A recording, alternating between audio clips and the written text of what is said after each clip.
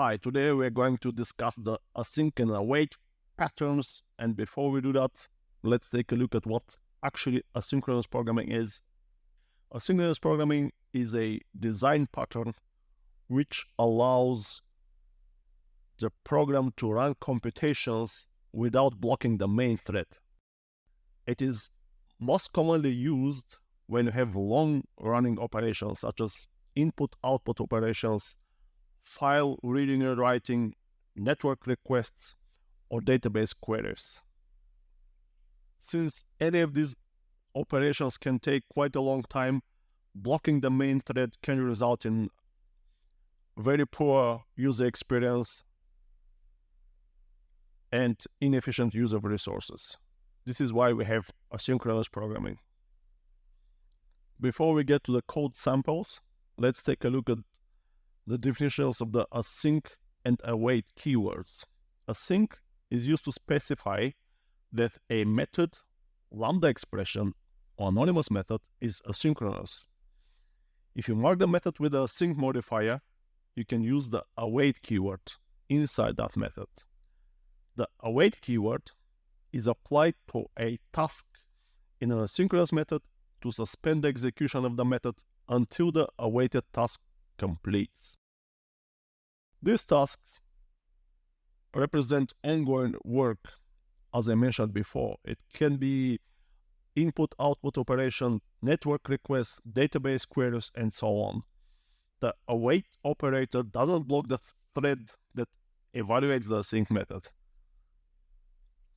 In order to demonstrate the differences between asynchronous programming and synchronous programming, I have created a small WinForms application which we're going to use to see the difference.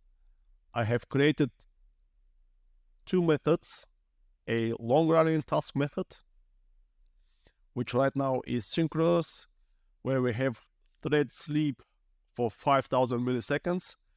This actually represents a long-running operation like input-output operation, like reading or writing from a file and to a file, database queries, network calls, etc. And we're calling, inside our perform task method, we're calling the long-running task method. And this means that the thread is going to be blocked here. Now, let me show you how to test this code. I'm going to run my application, and you can see the perform task is called when I click this button here, run method button.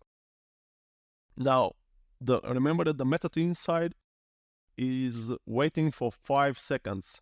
Now, let's run it, and you can see that I cannot hold and move my application for several seconds.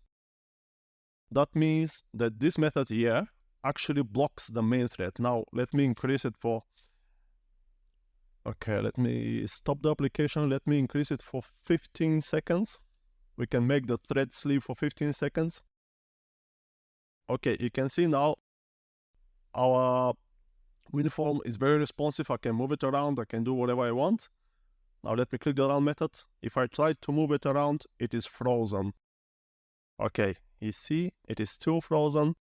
It is going to unfreeze once this method returns the number 5 to perform task.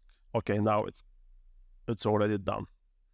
Now let's write the same code with the synchronous methods. Okay, let's go back to our program. I have made some changes. Our methods, perform task, async, and long-running task are actually now asynchronous. You will see I'm using the async keyword, and I have made the button click event handler also asynchronous. You can actually use async void, one of the few cases that you're okay with doing that. And inside we are making a call to our perform task async method, and we're actually awaiting it. Now, what is the difference between this version of the code and the previous one?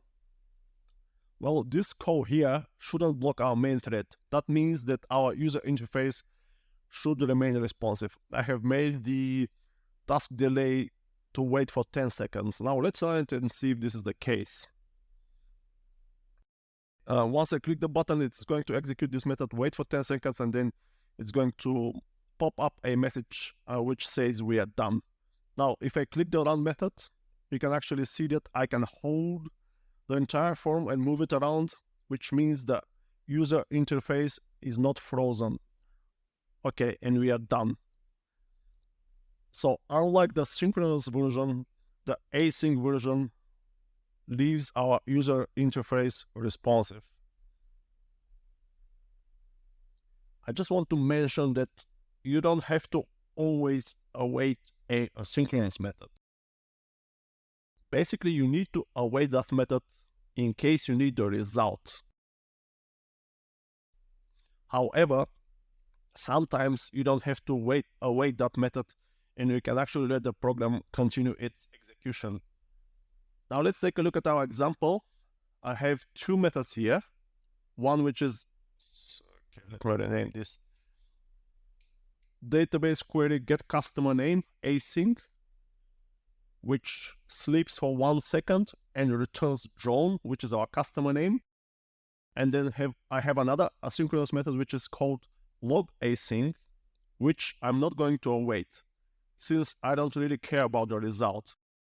This logging can be done on the server. It can be quite a long operation.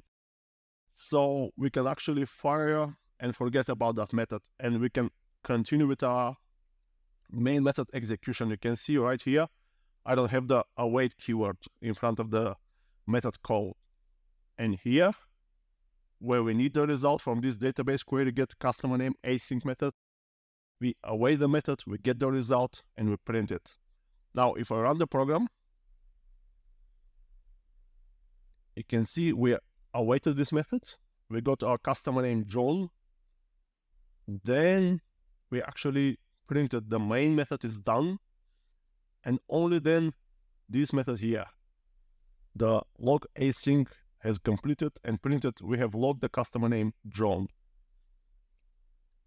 Again, you can await the method if you need the result before you continue with execution, and sometimes you can actually fire and forget, execute the method without awaiting it.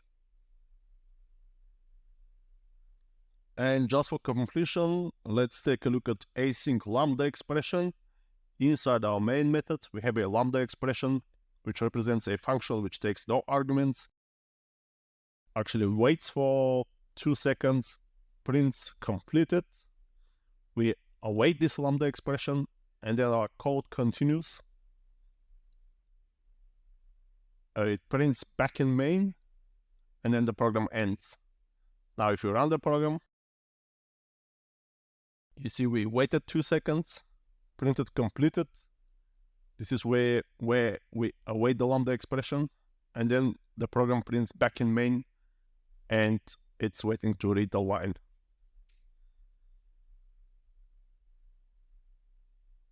Okay, to summarize, the async and await keywords in C# enable asynchronous programming, which allows execution to continue without waiting for time-consuming operations to complete, such as file, input or output, database queries, and network requests. The async keyword is used to specify that a method, lambda expression, or anonymous method is asynchronous. The await keyword is used to suspend the execution of that method until the awaited task completes. Well, that is all for today. Thank you for watching.